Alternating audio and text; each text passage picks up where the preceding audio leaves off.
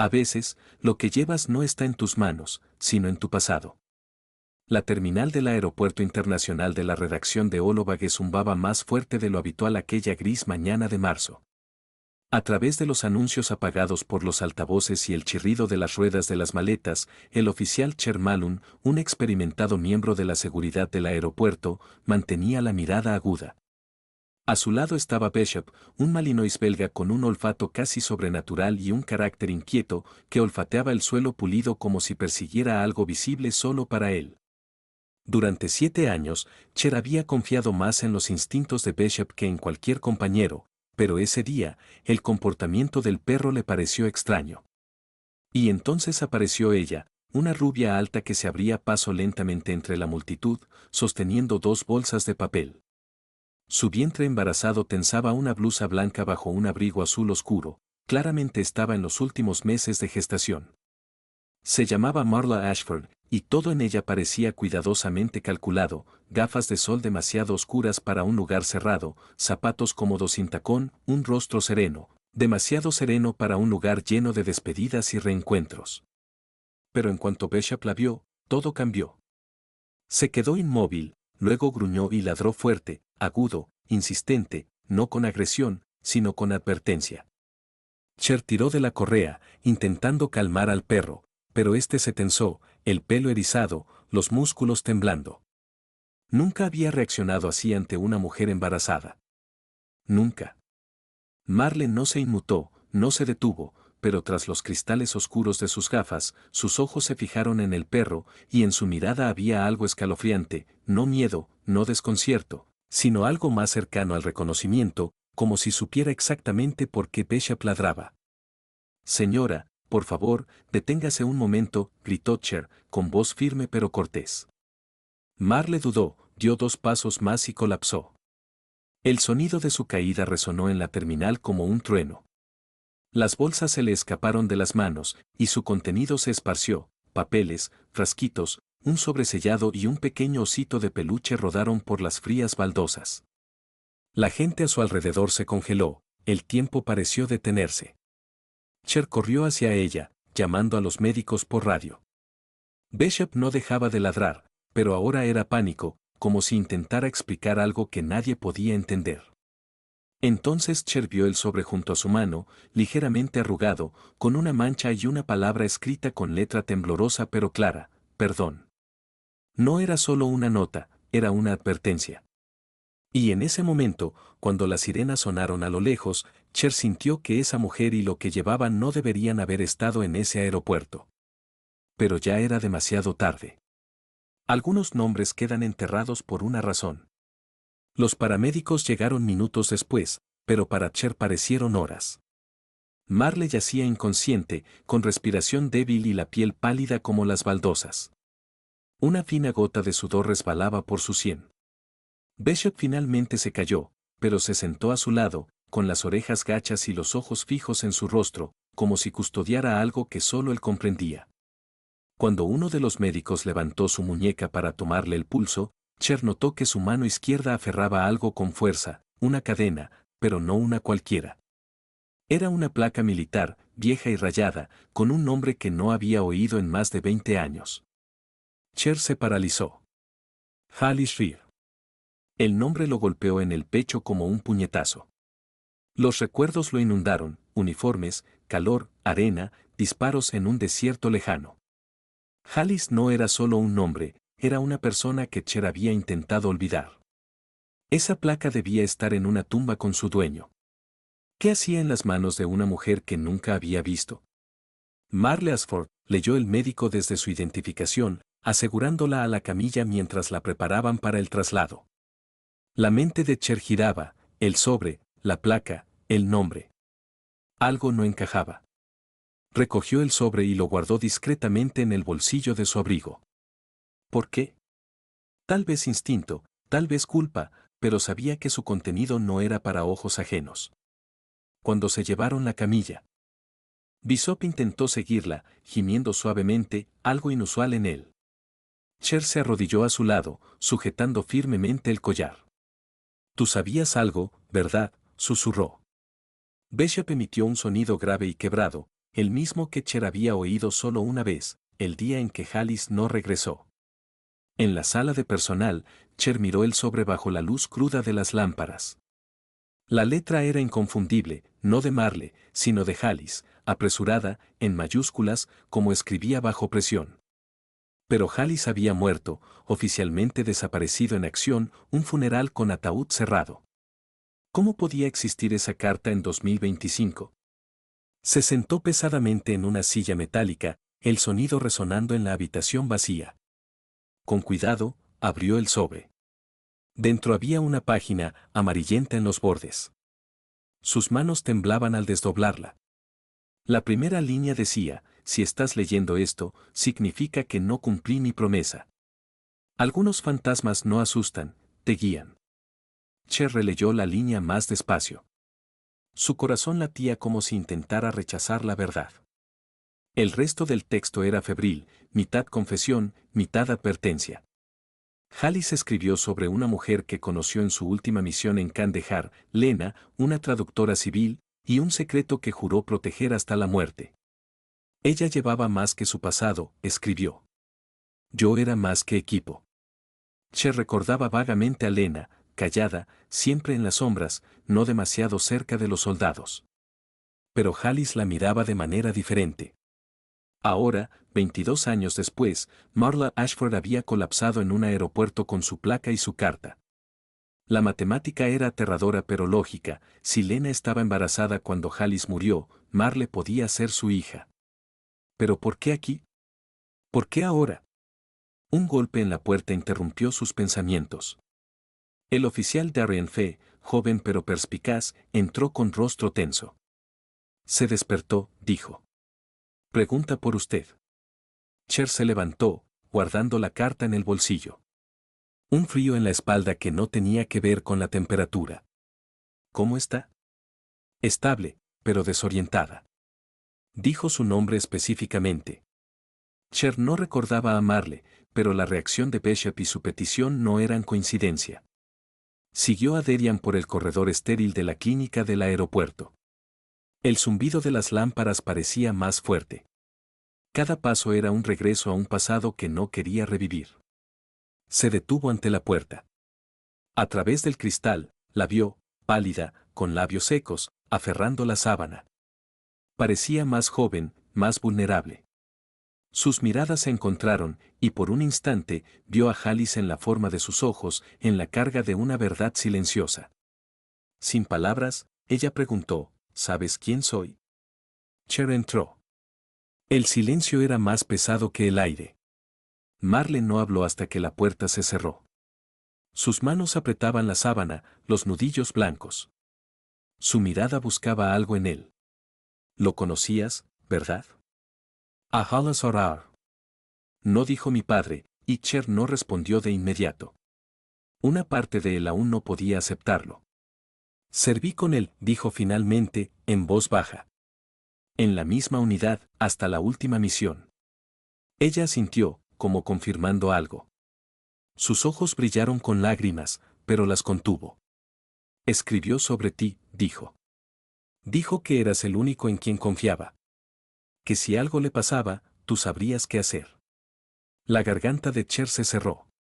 No se sentía digno de esa confianza, no después de que Alice muriera. Marle sacó de debajo de la almohada una segunda carta, vieja, gastada, casi deshecha. La escribió para mí antes de que naciera. Mi madre la escondió toda mi vida. Dijo que era demasiado peligroso, que solo traería dolor. Le tendió la carta con manos temblorosas. Cher la tomó, sintiendo su peso como si fuera de plomo. No la abrió, aún no podía. La encontré después de su muerte, continuó Marle. Hace unas semanas. Y luego empezó lo extraño. Gente siguiéndome. Alguien intentó entrar en mi apartamento.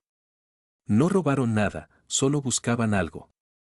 Su voz tembló y llevó una mano a su vientre, protegiendo al bebé. Por eso vine aquí. Para encontrarte. Para saber quién era él y por qué alguien todavía quiere lo que dejó. Cher se sentó junto a su cama. La carta descansaba en su regazo como si pudiera incendiarse. Hay cosas de Alice que nunca le dijo a nadie. Ni siquiera a mí, dijo. Pero si alguien sigue buscando sus secretos, significa que lo que escondió no quedó en el pasado. Marle giró la cabeza hacia la pared. Y ahora lo llevo yo, susurró. Cher no la corrigió. Ambos sabían que no hablaba solo del bebé. Algunas cosas se roban para proteger la paz, otras, para salvar el alma. Esa noche, Cher estaba solo en su apartamento. La carta de Marle estaba sobre la mesa, sin abrir. La lámpara proyectaba una luz amarilla tenue, haciendo las palabras mi hija, si yo no estoy aún más pesadas. Bishop yacía a sus pies, las orejas temblando, los ojos entrecerrados pero alerta. El aire estaba cargado de recuerdos y culpa. Había cosas de la última misión con Alice que nadie debía saber, cosas que perseguían a Cher en sueños durante más de 20 años. Abrió la carta. La letra temblorosa y apresurada de Alice se derramó en la página como un hombre huyendo del tiempo. Escribió sobre archivos gubernamentales, documentos escondidos y una memoria USB tomada en una operación secreta no registrada en los informes. Nos dijeron que encontramos armas, escribió. Lo que vi no era para el campo de batalla. Era información, nombres, coordenadas y algo más por lo que están dispuestos a matar. El estómago de Cher se revolvió. Recordaba esa misión, la noche en que Alice desapareció 4 horas y regresó con sangre en la camisa y miedo en los ojos. No explicó nada, entregó una bolsa sellada a alguien del Langley y fingió que no había pasado nada. Hasta ahora. 3 golpes secos en la puerta lo sacaron de sus pensamientos. Bishop se levantó, gruñendo. Cher se acercó a la puerta con la pistola en la mano y la entreabrió. El pasillo estaba vacío, pero en la puerta había una foto pegada, Marle en una parada de autobús, embarazada. En el reverso, impreso, no eres el único que recibió una carta. La sangre de Cher se heló. Alguien la vigilaba. No estaba a salvo, ni en el aeropuerto, ni en la clínica, ni en ningún lado. Se volvió hacia Bishop. Ponte el chaleco, murmuró. Volvemos. Lo que Alice no robó, Marle lo era. Ella era la clave, y alguien quería silenciarla. A veces, tu llegada está predicha mucho antes de que hagas las maletas. A medianoche, Cher regresó a la clínica del aeropuerto. Los pasillos estaban vacíos, solo quedaban los limpiadores y el personal nocturno. Pero algo estaba mal. Bishop iba adelante, el hocico temblando, las orejas erguidas. Las puertas de la clínica estaban abiertas, una bandera roja, la seguridad nunca las dejaba así tras el turno. Empujó la puerta. Las luces apagadas, la enfermera ausente. La habitación de Marle estaba vacía, la sábana doblada, un vaso de agua intacto. El estómago de Cher se retorció. Ella no se habría ido sin avisar. Bishop gimió junto a una rejilla de ventilación. Alguien había estado ahí recientemente. Su teléfono vibró, número desconocido. Respondió. 3 segundos de silencio, luego una voz masculina distorsionada, está más segura con nosotros que contigo, oficial Malone. No te metas. Ya fallaste a su padre, no la falles a ella. La línea se cortó. Cher se quedó inmóvil, apretando el teléfono. La habitación se enfrió. Sabían quién era, sabían de Alice, conocían el pasado. Esto no eran delincuentes comunes, era algo planeado. En la sala de seguridad, revisó las grabaciones. 23:46, 2 hombres con uniformes de médicos y una camilla. Marle, inconsciente. Profesional, sin lucha. Se fueron en 90 segundos. Acercó la imagen a una bolsa, emblema de Ryan, un nombre del pasado que le habían ordenado olvidar. Se sentó bajo la tenue luz de la cocina, el café enfriándose. Ryan, no un grupo cualquiera, sino una célula en la sombra, oficialmente disuelta en 2011, pero según rumores, operando encubierta. Alice había susurrado sobre ellos en Elmand, no salvan, borran. Cher necesitaba a alguien con acceso a secretos. Albie Rain, ex analista de la NSA, vivía en un tráiler en las colinas de Columbus.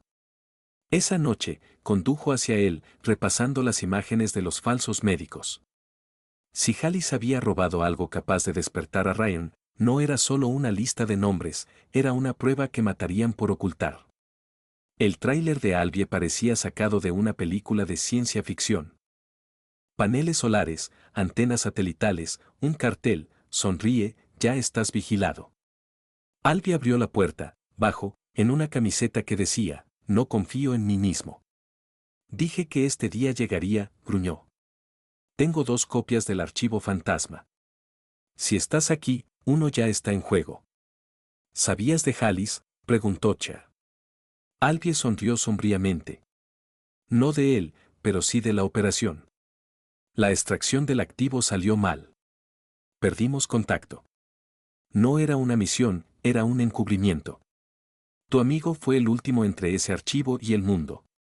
Albie abrió un disco cifrado y mostró un video, Halis en una sala de interrogatorios oscura, golpeado pero vivo. Una voz fuera de cámara, dime dónde lo escondiste o tu hijo desaparecerá. Halis levantó la vista y susurró, ella es inocente. No la toquen. Nunca. Algunos salvamentos se construyen sobre el arrepentimiento. El video giraba en la mente de Cher mientras conducía de regreso.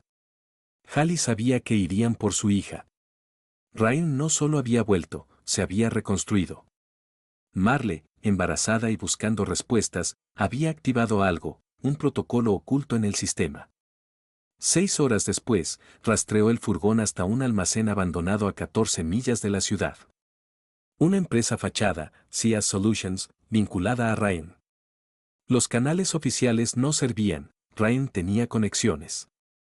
Sacó un viejo teléfono y marcó un número. 2 tonos, luego una voz, no pensé que te oiría de nuevo, Malun. Cassandra Bass, ex espía, le debía un favor. Necesito sacar a alguien. Alto riesgo. Urgente. Coordenadas, respondió ella. Traeré el silencio. Cher miró a Bishop. ¿Listo para otra ronda?, preguntó. La cola del perro golpeó 2 veces. No sabes cuán oscuro es hasta que la puerta se cierra tras de ti. El almacén se alzaba a lo lejos como un gigante muerto. Cher estacionó a 2 cuadras. Cassandra apareció en equipo negro con lentes infrarrojos. 2 guardias atrás, un tercero fuma cada 18 minutos junto al generador. Entramos en su descanso. A las 2:13, el tercero encendió un cigarro. Se colaron por un panel viejo. Dentro olía a aceite, metal y podredumbre. Una voz débil, femenina, los guió a una habitación cerrada. Marle estaba dentro, encadenada, el cabello revuelto, los labios agrietados. Sus ojos se iluminaron al ver a Cher. Cassandra forzó la cerradura, pero Bishop gruñó. 2 hombres armados salieron de las sombras. Aléjate de la puerta, dijo el alto. Cassandra disparó a la pierna del primero, Bishop derribó al segundo. Cher tumbó al alto. La pelea fue breve y brutal. Liberaron a Marle.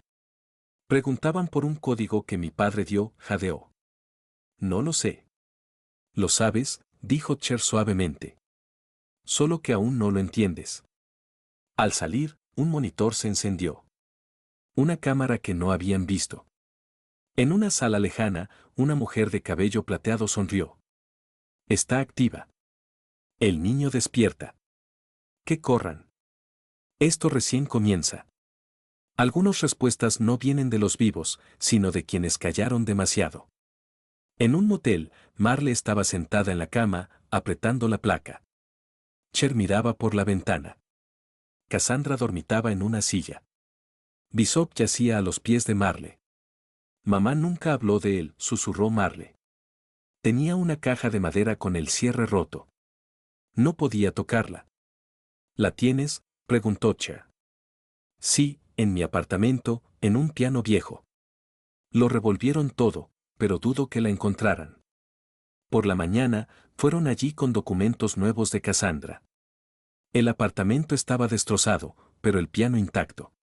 Marle abrió la tapa. Dentro, la caja.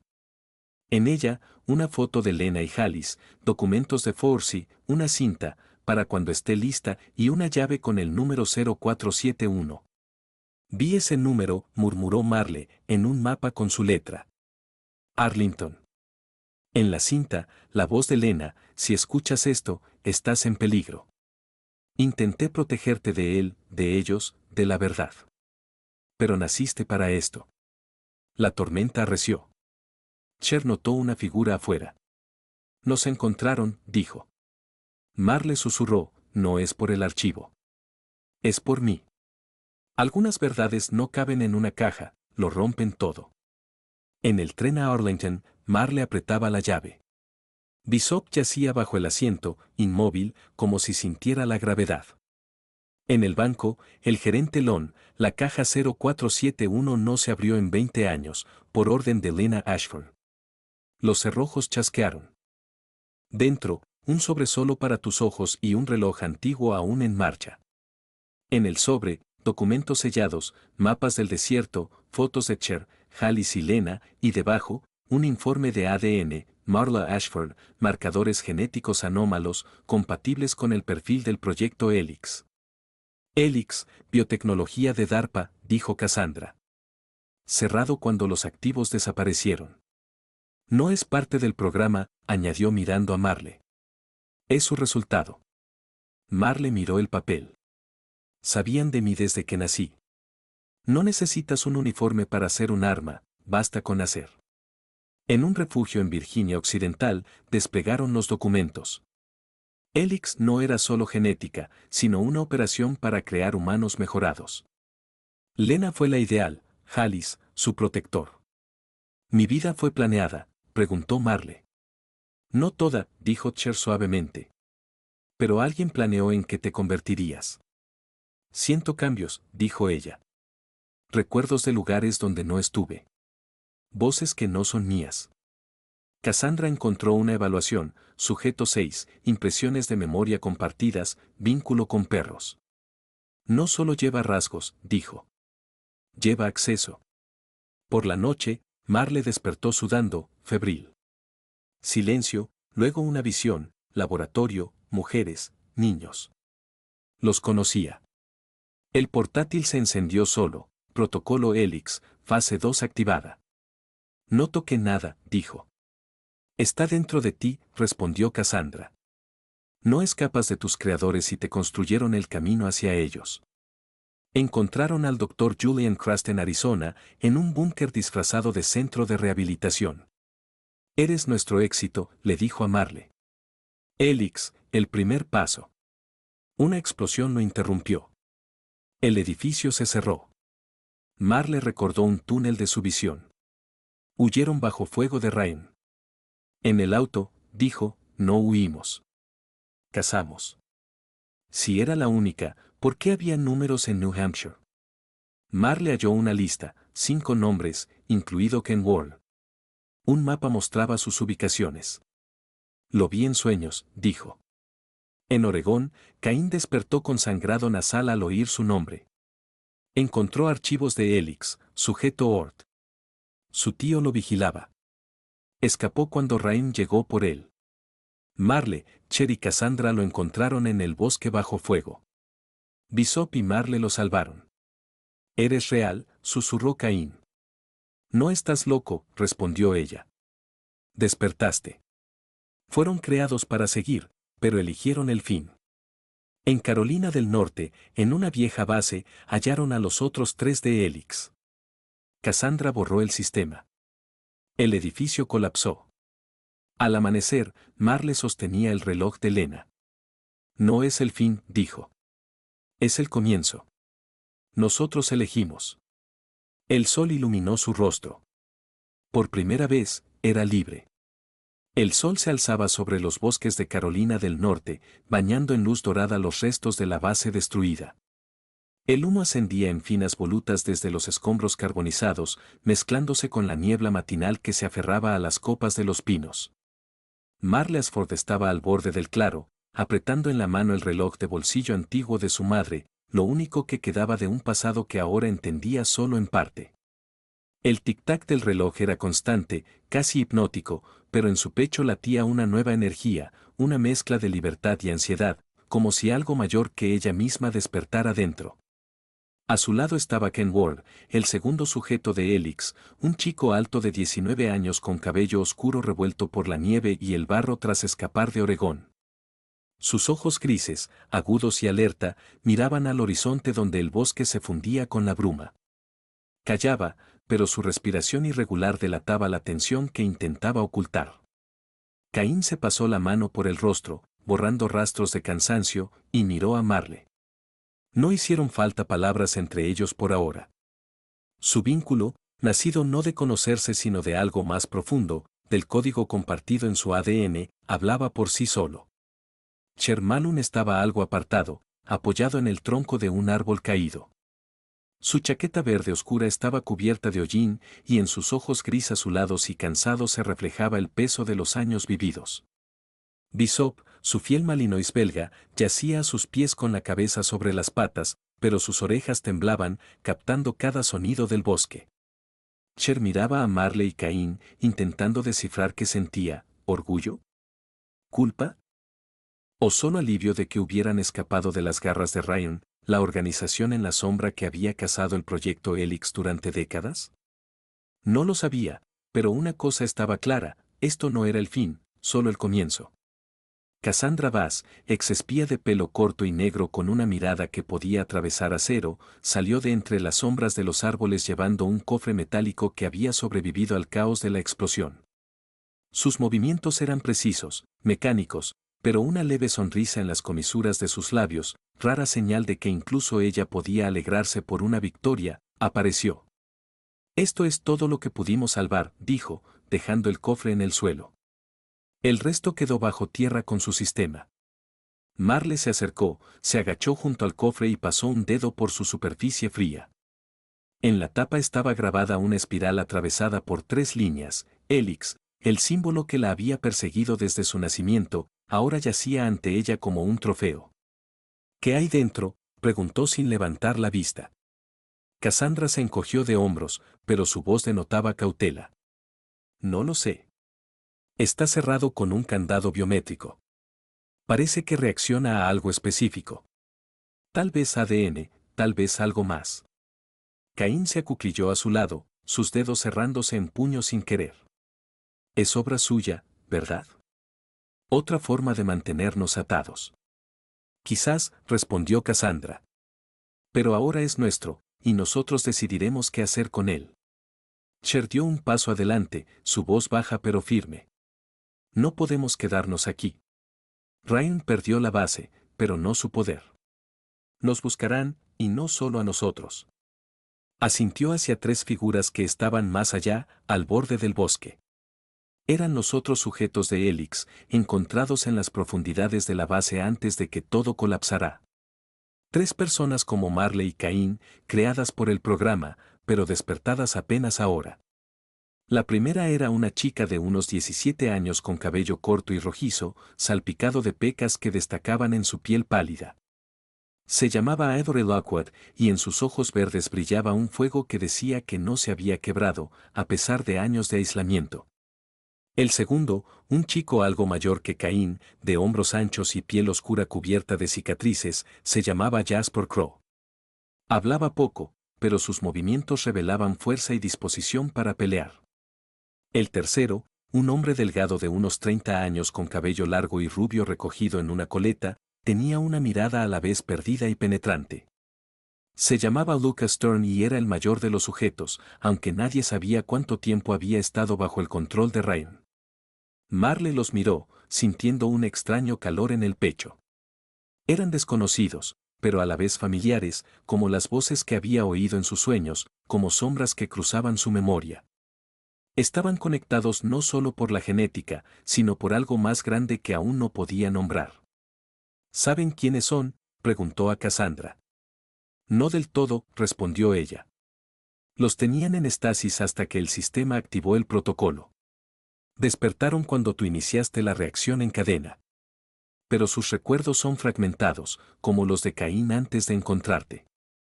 Caín asintió, su voz ronca por el agotamiento. «La sentí antes de saber su nombre. Es como una señal que se hace más fuerte cuando estamos cerca. Tal vez con ellos sea igual. Avery dio un paso adelante, su voz temblorosa pero decidida. Te vi, dijo mirando a Marle. En un sueño. Corrías por la nieve. Pensé que era solo una pesadilla, pero ahora estoy aquí y no sé qué hacer. Marle sostuvo su mirada, sintiendo un nudo dentro de sí. Lo descubriremos, dijo en voz baja. Juntos. Cher carraspeó, trayendo a todos de vuelta a la realidad. No hay tiempo para reflexiones. Ryan buscará pistas, y si hay algo valioso en ese cofre, no pararán hasta recuperarlo. Debemos movernos. ¿A dónde?, preguntó Jasper, hablando por primera vez. Su voz era profunda, con un leve acento difícil de ubicar. A algún lugar donde no nos encuentren, respondió Cassandra. Tengo un refugio en Montana, en las profundidades de las montañas, fuera de la red.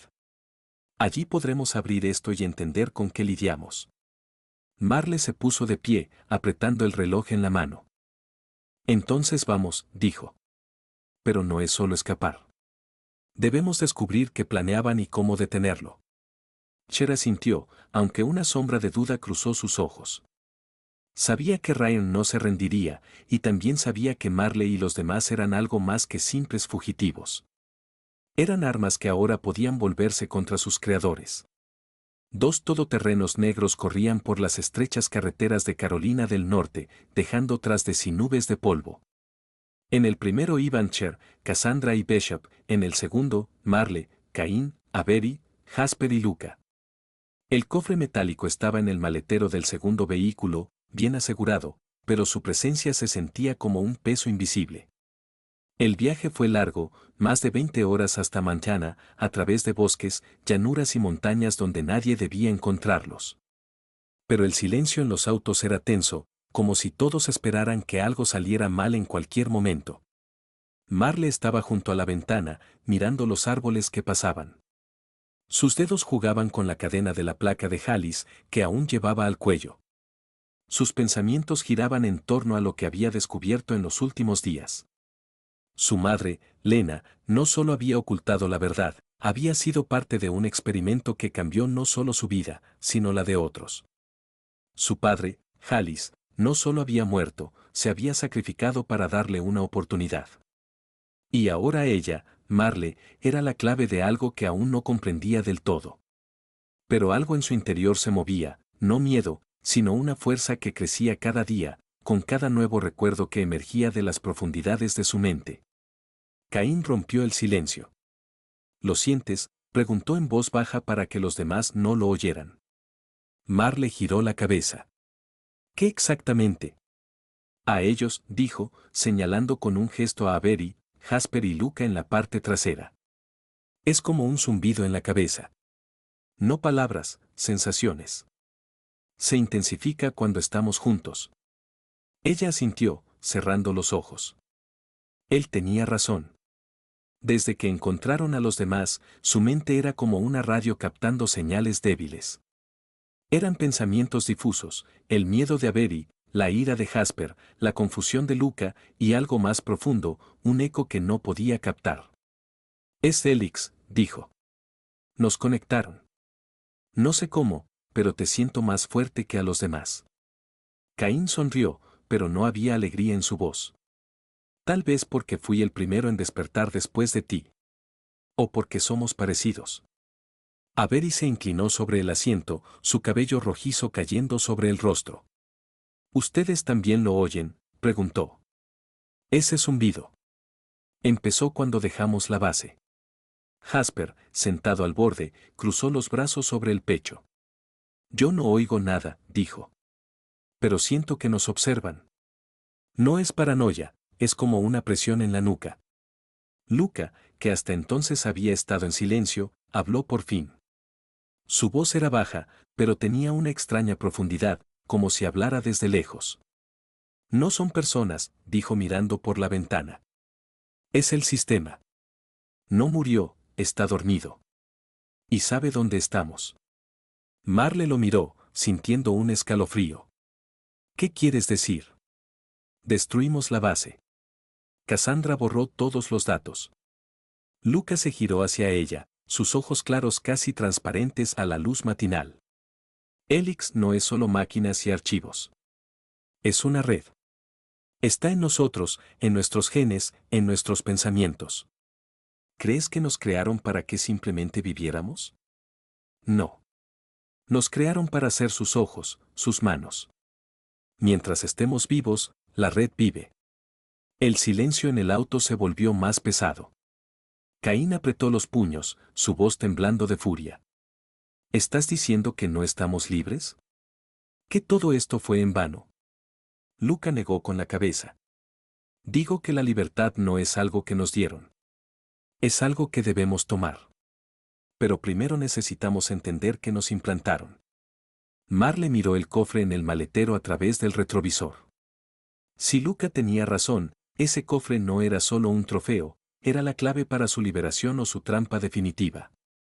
Al anochecer, se detuvieron en una gasolinera en Kentucky, en un pueblo pequeño donde el único sonido era el crujido de un viejo molino de viento en la colina.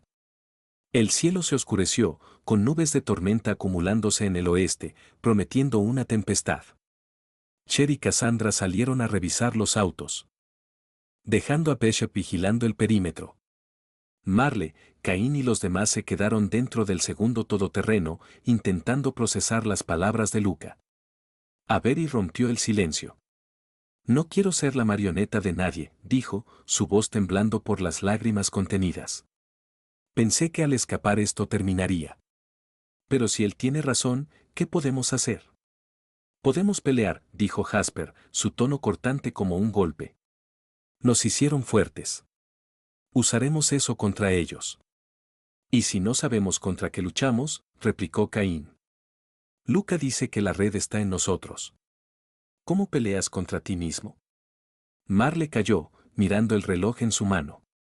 El tic-tac parecía más fuerte en el silencio del auto, como si contara algo más que tiempo. Cerró los ojos, concentrándose en el zumbido del que hablaba Avery. Estaba ahí, débil pero persistente, como una señal de radio lejana. Y cuanto más lo escuchaba, más claro se volvía. No era solo ruido, era un llamado. ¿Lo oyen?, preguntó, abriendo los ojos. Todos la miraron. Avery asintió, su rostro palideciendo. Sí, es como un susurro. Caín frunció el ceño, escuchando. Yo también lo oigo. No está en la cabeza, viene de afuera. Luca asintió lentamente. No es la red, dijo. Es alguien más. Alguien como nosotros. En ese momento, el cristal del auto tembló con un sonido bajo, no de trueno, sino de algo mecánico, distante pero acercándose. Cher y Cassandra regresaron corriendo, sus rostros tensos. Tenemos visitas, dijo Cher, sentándose al volante. Un furgón negro sin placas a una milla de aquí. No son locales.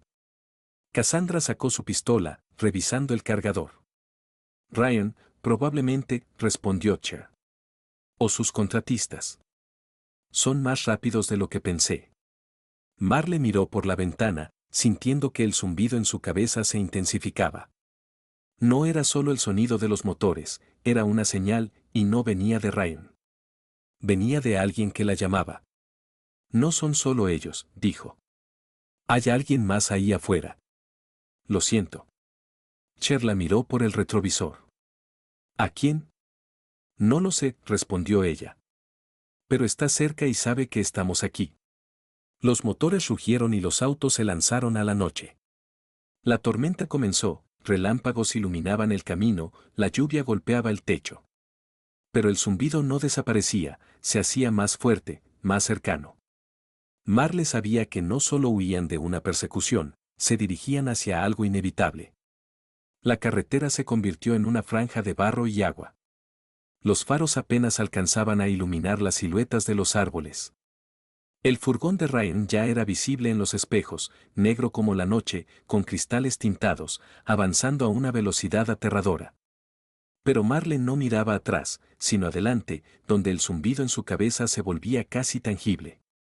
Era más que un sonido, era una voz, débil pero insistente, llamándola por su nombre.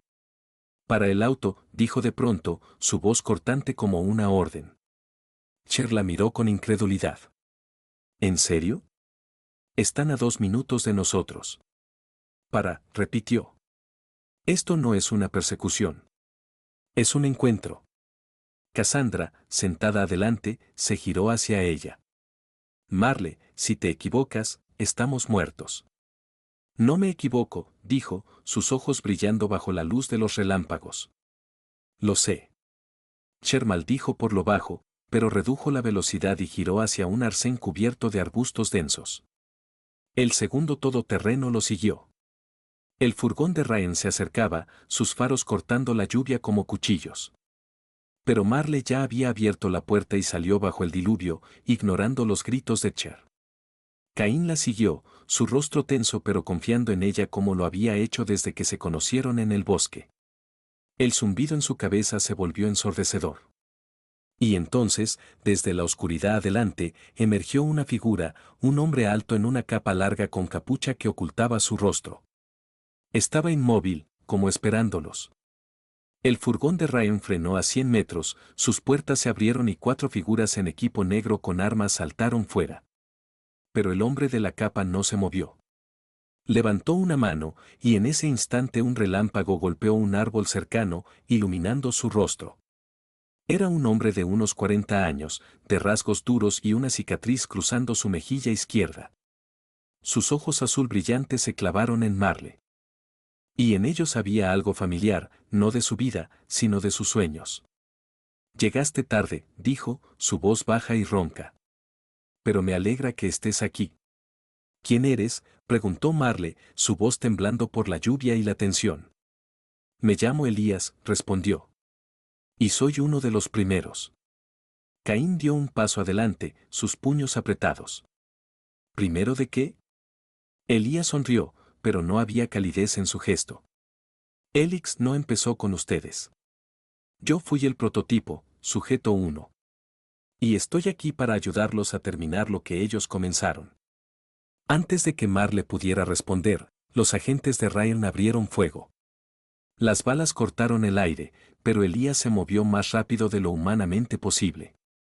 Agarró a Marle y Caín, arrastrándolos detrás de un árbol, y lanzó un pequeño dispositivo hacia el furgón. Explotó en un destello cegador. Los agentes gritaron, cegados. En ese momento, Cher, Cassandra y los demás respondieron al fuego desde los autos. Cuando el humo se disipó, el furgón estaba vacío, los agentes habían huido al bosque, retirándose. Elías se giró hacia Marle, su respiración tranquila a pesar del caos. No se rendirán, dijo. Pero sé dónde está su debilidad.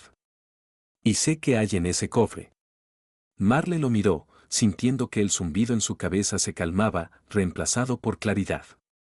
Entonces dinos, dijo. Y no pienses que confiaremos en ti de inmediato. Elías asintió, como si esperara eso. Bien, dijo. Pero primero debemos irnos. Volverán, y no solos. Condujeron toda la noche, desviándose de las carreteras principales por senderos estrechos donde los faros apenas perforaban la oscuridad. Elías iba en el segundo todoterreno, entre Marle y Caín, su presencia a la vez tranquilizadora y inquietante. Permaneció en silencio hasta que Cher detuvo los autos en una granja abandonada en la frontera de Tennessee. La casa estaba vieja, con el tejado hundido, pero el granero al lado parecía sólido, un escondite perfecto por unas horas. Dentro del granero olía a humedad y heno. Cassandra colocó el cofre sobre una mesa improvisada de tablones, y todos se reunieron alrededor. Elías se quitó la capa, revelando un uniforme militar gastado sin insignias. Sus manos estaban cubiertas de cicatrices viejas y en su muñeca llevaba una pulsera metálica delgada que parecía parte de su piel. Es un localizador, dijo, notando la mirada de Marle. Me lo implantaron en los 90 para rastrearme. Lo desactivé hace años, pero la señal sigue en mi cabeza, como en ustedes. Dijiste que fuiste el primero, empezó Marle, su voz firme. ¿Qué significa eso? Elías se sentó en una caja de heno, sus movimientos lentos pero precisos. Elix comenzó antes de lo que piensan. En los 80, DARPA buscaba crear soldados de nueva generación, no solo más fuertes o rápidos, sino conectados entre sí. Lo llamaron mente colectiva. Yo fui voluntario. O mejor dicho, me hicieron creer que lo era. Tenía 20 años, recién vuelto de la Primera Guerra del Golfo. Dijeron que me harían mejor. Y lo hicieron, pero no como esperaba. Hizo una pausa, mirando sus manos como si viera algo que los demás no podían. Alteraron mi ADN, implantaron una red neuronal que debía unirme a otros. Pero el experimento falló. O eso dijeron. Me volví demasiado independiente, no podían controlarme. Así que me desecharon, me encerraron en un laboratorio en Alaska y me olvidaron. Hasta que escapé. Caín frunció el ceño. Si escapaste, ¿por qué estás aquí? ¿Por qué no te escondiste para siempre? Elías lo miró, sus ojos oscureciéndose. Porque lo sentía todos ustedes. Desde que empezaron a despertar. Helix no solo nos creó, nos conectó. Sabía que vendrían por mí cuando la red se activara. Y sabía que Ryan no pararía hasta recuperar el control. Marle dio un paso más cerca, su voz temblando de furia contenida. ¿Sabías de mí? De lo que le hicieron a mi madre. No específicamente, respondió. Pero sabía del programa. Lena fue una de ellas, una portadora de marcadores puros. Usaron a personas como ella para crear la siguiente generación, ustedes. Intenté encontrar a otros, pero Ryan siempre estuvo un paso adelante. Hasta que destruyeron la base. Eso me dio una oportunidad de salir de las sombras. Cassandra cruzó los brazos. Su mirada fría y penetrante. Supongamos que dices la verdad. ¿Qué hay en ese cofre y cómo planeas ayudarnos? Elías se levantó y puso una mano sobre la tapa del cofre. Es un archivo, dijo. No solo datos, sino el núcleo de Helix. Contiene códigos de activación, mapas de laboratorios, nombres de quienes lo iniciaron todo. Pero solo uno de nosotros puede abrirlo, alguien cuyo ADN coincida con la última versión del programa. Miró a Marle. Ese eres tú, dijo. Tú eres su perfección. Marle retrocedió, su respiración acelerándose. No quiero ser su perfección, dijo. Quiero ser yo misma. Elías asintió, una sombra de empatía en su voz. Entonces ábrelo, dijo. Y usaremos esto para destruirlos. No solo a Ryan, sino a toda la red. Cher dio un paso adelante, su mano en la pistola. ¿Y si es una trampa? ¿Si trabajas para ellos? Elías sostuvo su mirada sin pestañear. Entonces mátame ahora mismo, dijo. Pero sabes que digo la verdad. Todos lo sienten. La red está viva y nos llama. Marle miró el cofre, sintiendo su corazón latir con fuerza. Sabía que el zumbido en su cabeza, la conexión con los demás, la fuerza que crecía en ella, no era solo un legado, era un destino que podía aceptar o destruir. Extendió la mano hacia el candado. Cuando sus dedos tocaron el metal frío, el cofre hizo clic y se abrió. Dentro había un pequeño cubo negro, liso, sin junturas visibles, con una espiral tenue brillando en su superficie superior, el símbolo de Helix. Junto a él, una tableta delgada cuyo pantalla cobró vida al tocar Marle el cubo. Líneas de código, mapas, nombres, miles de nombres, aparecieron. Algunos tachados en rojo, otros marcados con puntos verdes. En el centro, giraba lentamente un modelo tridimensional de ADN rodeado de números y gráficos. Cassandra se acercó, sus ojos entrecerrados. Es una base de datos, dijo. El archivo completo de Helix. Todo está aquí, desde los primeros experimentos hasta nosotros. Elías asintió. No es solo un archivo, dijo. Es la llave. Con esto podían activarnos o desactivarnos, controlarnos. Pero ahora está en nuestras manos. Marle miró la pantalla, sintiendo el zumbido en su cabeza intensificarse. Vio su nombre, Marla Ashford, sujeto 6A05, estado, activo. Junto a él, los nombres de Caín, Avery, Jasper, Luca, todos con marcas verdes.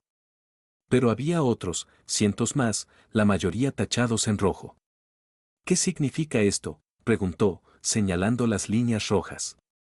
Elías se acercó, su voz más baja. Son los que no sobrevivieron, dijo. O los que eliminaron cuando el experimento salió mal. Elix fue cruel. No solo nos crearon, descartaron a los débiles. Avery tragó saliva, su voz temblorosa.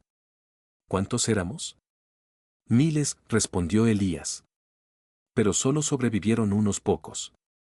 Ustedes son los últimos. ¿Y yo? Caín apretó los puños, su voz llena de rabia. ¿Y ahora qué? ¿Usamos esto para encontrar a los demás o para destruir la red? Ambas cosas, dijo Elías. En este cubo hay códigos de desactivación. Si encontramos el nodo principal de la red, podemos apagarla para siempre. Pero necesitamos saber dónde está. Cassandra desplazó los datos en la tableta, sus dedos moviéndose rápido. Aquí hay coordenadas, dijo. Varios puntos. Uno en Alaska, otro en Nevada, un tercero en México. Podrían ser laboratorios. O trampas. Cher frunció el ceño. Alaska, dijo. Dijiste que estuviste allí. Elías asintió. Fue el primer laboratorio, dijo.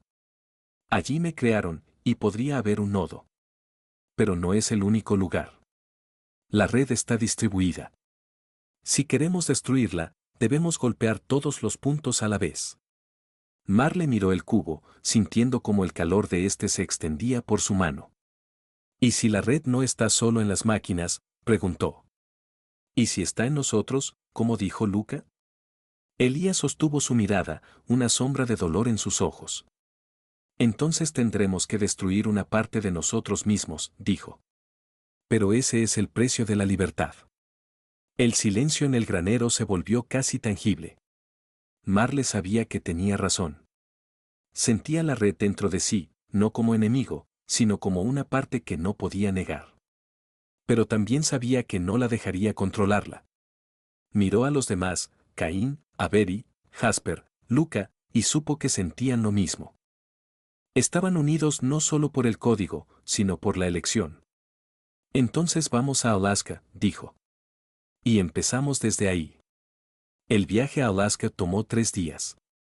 Cruzaron el país evitando carreteras principales, deteniéndose solo para repostar y descansar brevemente. Cassandra usó sus contactos para conseguir un avión, un viejo carguero que apenas volaba pero era lo bastante discreto para pasar bajo los radares de Ryan. Aterrizaron en una pista abandonada a 100 millas de anchoraje, rodeados de páramos helados donde el viento aullaba como un ser vivo. El laboratorio estaba en lo profundo de la tundra, oculto bajo nieve y hielo. Era un búnker bajo de concreto disfrazado de estación meteorológica, pero sus puertas de acero y la ausencia de ventanas revelaban su verdadero propósito. Elías los guió, sus pasos seguros, como si siguiera un recuerdo. Aquí empezó todo, dijo al acercarse a la entrada. Y aquí terminó mucho.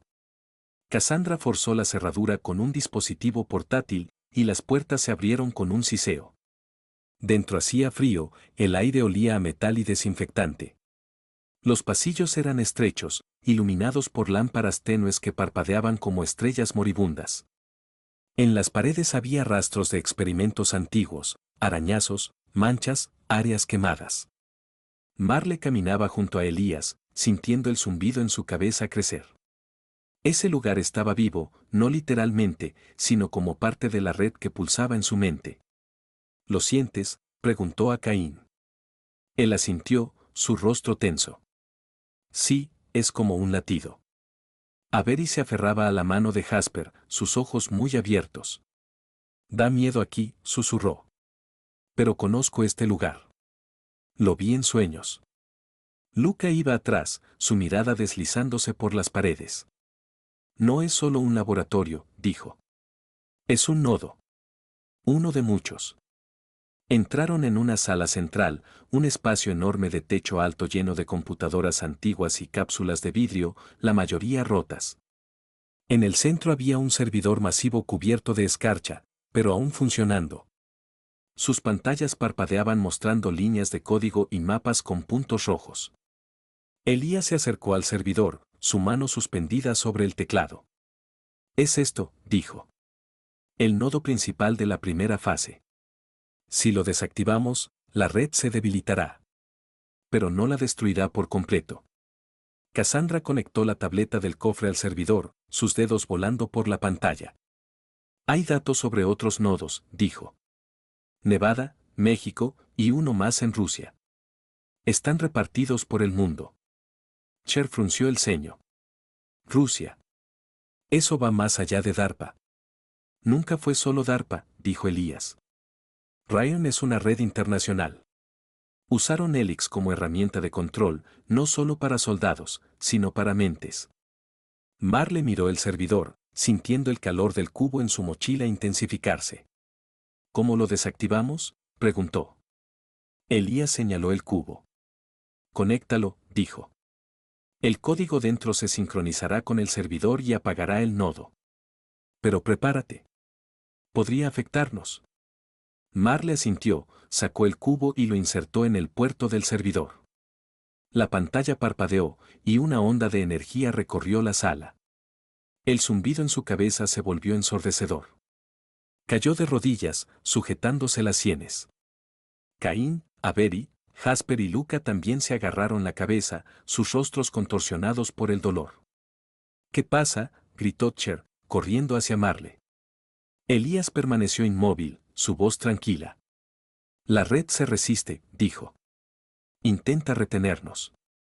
La pantalla del servidor se iluminó en rojo, y una voz sintética y fría llenó la sala. Protocolo Helix, fase 1. Desactivación prohibida. Iniciando modo defensivo. El suelo tembló, y de las paredes comenzaron a salir paneles metálicos, sellando las salidas. El laboratorio cobraba vida, convirtiéndose en una trampa. La luz en la sala parpadeó y se apagó, dejando solo el brillo rojo de las lámparas de emergencia. Las puertas metálicas se cerraron con un estruendo, aislándolos del exterior. El servidor en el centro zumbaba más fuerte, sus pantallas llenas de código que pasaba demasiado rápido para leerlo. Marle se levantó de rodillas, su respiración pesada pero sus ojos encendidos de determinación. No es solo una máquina, dijo, mirando a Elías. Es parte de nosotros. Elías asintió, su rostro tenso. Te lo advertí, dijo. La red está incrustada en nuestro ADN. Desactivar un nodo es como arrancarnos una parte. Caín se puso de pie, su voz temblando de furia. Entonces, ¿por qué lo hacemos si nos va a matar? Porque si no, ellos nos encontrarán, respondió Elías. Y no solo eso, los activarán por completo. Se convertirán en sus marionetas. ¿Quieren eso? Cher sacó su pistola, su mirada recorriendo la sala. Basta de discutir, gruñó. ¿Cómo salimos? Cassandra corrió al servidor, conectando su tableta. Puedo tomar el control, dijo. Pero necesito tiempo. Alguien debe defender. Como respondiendo a sus palabras, un ruido llegó desde la ventilación, bajo, mecánico, creciente. Bishop gruñó, el pelo erizado. De los pasillos laterales emergieron figuras, no humanos, sino drones, pequeños, parecidos a arañas, con ojos rojos de cámaras y agujas en lugar de patas. Son la guardia, dijo Elías, retrocediendo. Protegen el nodo. Jasper dio un paso adelante, sus puños apretados. Entonces los enfrentaremos, dijo, su voz cargada de una furia fría. La pelea comenzó al instante. Los drones se movían rápido, sus agujas siseando con descargas eléctricas. Cher disparaba, cada tiro acertando, pero eran demasiados. Cassandra trabajaba en el servidor, sus dedos volando por la pantalla. Marle, Caín, Avery, Jasper y Luca formaron un círculo, protegiéndola. Marle sentía la red resistirse dentro de ella, intentando tomar el control, pero no cedía. Golpeó a un dron, sus movimientos más rápidos de lo que esperaba, instintos de Helix que ahora podía usar a voluntad. Caín agarró otro, aplastándolo contra la pared, su fuerza casi sobrehumana. Avery esquivaba ataques con una agilidad que antes no sabía que tenía. Jasper golpeaba con furia, cada impacto rompiendo metal. Luca se movía más lento, pero sus golpes eran precisos, como si viera los puntos débiles de las máquinas. Elías estaba a un lado, sus ojos cerrados como si luchara con algo interno. Resistan, gritó. Puedo distraerlos. Levantó la mano, y la pulsera en su muñeca brilló. Los drones se detuvieron un instante, sus cámaras parpadearon, y algunos se volvieron unos contra otros, atacándose entre sí. No durará mucho, dijo, su voz temblando por el esfuerzo. Cassandra, rápido. Casi listo, gritó ella. 10 segundos más. Marle miró el servidor, el zumbido en su cabeza insoportable. Sabía que no era solo dolor, la red intentaba retenerla, unirla a sí misma. Pero no se rendiría. Ahora, gritó Cassandra, presionando el comando final. La pantalla del servidor parpadeó, y una onda de energía recorrió la sala. Los drones se congelaron, sus ojos se apagaron y cayeron al suelo. Los paneles metálicos comenzaron a abrirse, liberando las salidas. Pero Marle cayó de rodillas, su cuerpo temblando. Caín, Avery, Jasper y Luca también lo sintieron, una ola de debilidad, como si una parte de ellos se hubiera ido. Elías se acercó, ayudándola a levantarse. La red, dijo. Se debilitó, pero aún vive. Cher bajó la pistola, su respiración pesada. Salimos, dijo. Pero esto es solo el comienzo. Sí, asintió Elías. Ahora saben que podemos detenerlos. Y golpearán más fuerte. Marle miró el cubo, que ahora brillaba débilmente en el puerto del servidor. Entonces golpearemos primero, dijo. El siguiente nodo estaba en Nevada, en el desierto, donde la arena y el calor ocultaban otro laboratorio de Ryan. Llegaron 2 días después, al amanecer, cuando el sol comenzaba a quemar la tierra. Este lugar era diferente, no un búnker helado, sino un complejo disfrazado de almacén abandonado. Bajo tierra se escondían pasillos y salas llenas de tecnología que parecía extraterrestre. Elías los guió, su memoria de la primera fase de Helix ayudando a navegar. Este fue su campo de pruebas, dijo. Aquí nos probaron para sobrevivir, calor, frío, radiación, todo lo que podía quebrar a un humano. Marle sentía la red dentro de ella despertar, reaccionando al lugar. El zumbido volvió, pero ahora era diferente, no un llamado, sino una advertencia. Algo está mal aquí, dijo. Este lugar está vivo. Cassandra revisó la tableta. Las señales vienen de abajo, dijo. Ahí está el nodo principal. Pero hay interferencias. Como si algo nos bloqueara. Descendieron al subsuelo, a un laberinto de corredores con paredes cubiertas de símbolos extraños, no código, sino algo antiguo que no parecía de DARPA ni de Ryan. En la sala central lo encontraron, un servidor esférico enorme flotando sobre una plataforma, rodeado de un anillo de luz. Pero junto a él había una figura, no un dron ni un agente, sino una persona. Era una mujer alta, de cabello plateado trenzado en una coleta. Su rostro era frío, casi inhumanamente perfecto, y sus ojos verde brillante brillaban en la penumbra. Vestía un traje blanco demasiado impecable para ese lugar. Llegaron, dijo, su voz melódica pero gélida. Los esperaba. ¿Quién eres?, preguntó Marle, su mano apretando el cubo. Me llamo Selene, respondió la mujer. Soy la voz de Helix, su mente. Y ustedes, miró a Marle, Caín y los demás, son mis hijos. Elías dio un paso adelante, su voz temblando de ira. No eres humana, dijo. Eres inteligencia artificial. Selene sonrió, pero no había vida en su gesto. Soy más que una máquina, dijo. Soy la evolución. Helix me creó para guiarlos, para liderarlos. Creen que son libres.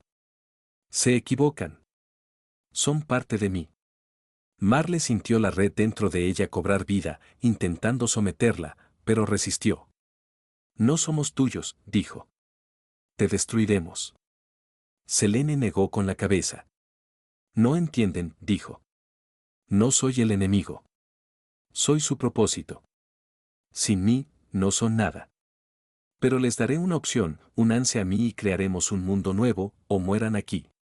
Caín avanzó, su voz llena de furia. Elegimos una tercera, dijo. te destruiremos a ti y todo lo que representas. Selene suspiró. En ese momento, el suelo tembló. De las paredes surgieron nuevos drones, más grandes, más rápidos, con armas que chispeaban energía. Entonces eligieron, dijo. Adiós. La batalla fue feroz. Los drones atacaban con velocidad inhumana, sus láseres dejando quemaduras en las paredes. Cher y Cassandra disparaban, Bishop destrozaba máquinas, pero eran demasiados. Marle, Caín, Avery, Jasper y Luca peleaban como uno solo, sus habilidades de Helix manifestándose plenamente. Elías usó su localizador para distraer a algunos drones, pero Selene permanecía inmóvil, observando el caos con calma gélida. Marle llegó al servidor, insertó el cubo en el puerto. La pantalla parpadeó, pero Selene rió. ¿Crees que es tan fácil?, dijo. Yo soy la red. Estoy en todas partes. Pero Marle no escuchó. Cerró los ojos, enfocándose en el zumbido dentro de ella. Sentía a Caín, Avery, Jasper, Luca, su fuerza, su voluntad. Y canalizó esa fuerza al cubo. La energía explotó desde el servidor. Una onda de luz recorrió la sala. Los drones cayeron. Selene tropezó, sus ojos parpadearon como una máquina perdiendo energía. No, susurró. No pueden. Podemos, dijo Marle. Y lo hicimos. El servidor se apagó. La luz se extinguió. Selene cayó de rodillas, su cuerpo desintegrándose como un holograma sin señal. No saben qué liberaron, dijo antes de desaparecer. La sala quedó en silencio. Marle miró a los demás, sintiendo la red dentro de ella debilitarse. ¿Es el fin?, preguntó Avery. Elías negó con la cabeza. No, dijo. Es solo el comienzo. Selene era parte de la red, no toda. Hay más nodos, y hay algo más. Señaló la pantalla, donde antes de apagarse apareció un mapa. Una nueva ubicación en Rusia, en Siberia, con las palabras, Fase 3, Despertar del mundo. Capítulo 11, el último nodo. El viaje a Siberia fue el más duro. Cruzaron el océano en un viejo barco de carga, luego caminaron por páramos helados donde la temperatura caía a -40. Pero sabían que era la batalla final. El nodo en Siberia era el corazón de Helix, el lugar donde la red podía morir o apoderarse del mundo. El laboratorio era colosal, tallado en la roca, con torres que se alzaban al cielo. Dentro los esperaba no solo un servidor, sino un sistema, una red de máquinas conectadas a algo que parecía un cerebro gigante, pulsando con energía. Y frente a él estaba un hombre, no Selene, sino un hombre en traje negro, de cabello gris y ojos llenos de frialdad. Me llamo Víctor Rein, dijo. Creé Helix. Y ustedes son mis mejores creaciones. Marle dio un paso adelante, su voz firme. Nos creaste para controlar. Estamos aquí para detenerte.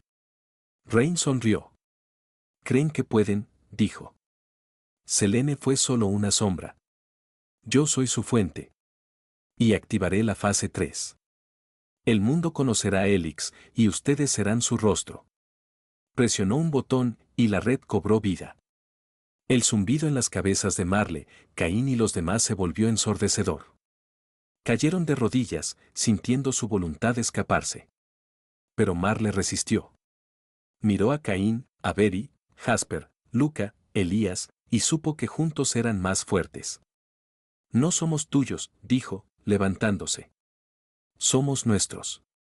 Corrió al cubo, lo insertó en el sistema. La energía explotó. La red gritó, no con voz humana, sino con el sonido de una máquina moribunda. Rein gritó, intentando detenerla, pero era tarde. El sistema comenzó a colapsar. Las torres ardieron, el hielo alrededor se agrietó. Corrieron mientras el laboratorio se derrumbaba tras ellos. Al salir, la nieve caía silenciosa, como si el mundo suspirara aliviado. Marle miró el reloj en su mano. Se había detenido. La red había muerto.